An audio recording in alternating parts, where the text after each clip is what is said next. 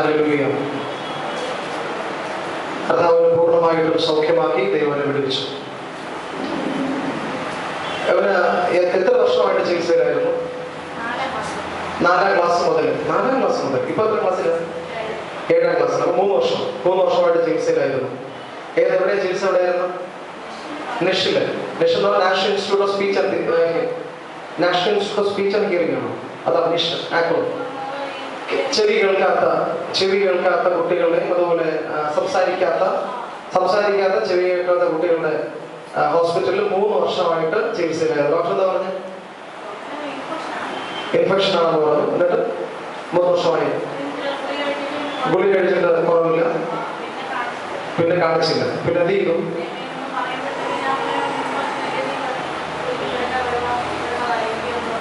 Okay, hallelujah. 3 വർഷമായിട്ട് ചികിത്സയിലായിരുന്നു.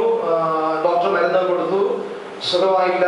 പക്ഷേ ഇപ്പോ കർത്താവ് കഴിഞ്ഞ ചൊവ്വാഴ്ച പ്രാർത്ഥിക്കുന്ന സമയത്ത് ദൈവനെ പൂർണ്ണമായിട്ട് സൗഖ്യമാക്കി. ഞാൻ അവരോട് പ്രാർത്ഥിക്കുന്ന ഒറ്റ കണ്ടീഷൻ മാത്രം ഞാൻ അവരോട് പറഞ്ഞു. ഓർമ്മയുണ്ടോ? എന്താണെന്നറിയോ? എന്താ പറഞ്ഞു?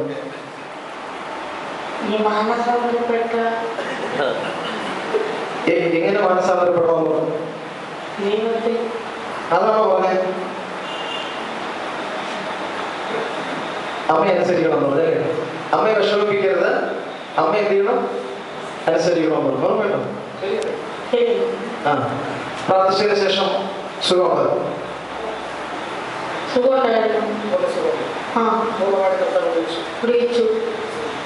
വലിയ ഗൗരവക്കാരനാണല്ലേ? പേടിയുണ്ടോ? ആരാ സൗഖ്യം? കർത്താവിന് മഹത്വം കൊടുക്കേ. കർത്താവിന് മഹത്വം കൊടുക്കേ. നല്ലൊരു ഹല്ലേലൂയ പോകാം. എല്ലാവരും കേൾക്കട്ടെ. ഹല്ലേലൂയ പോകാം. 3 വർഷമായിട്ട് കർത്താവ് ചികിത്സയിലായിരുന്നു. വിടുവിച്ചതല്ലേ? നല്ലൊരു ഹല്ലേലൂയ പോകാം.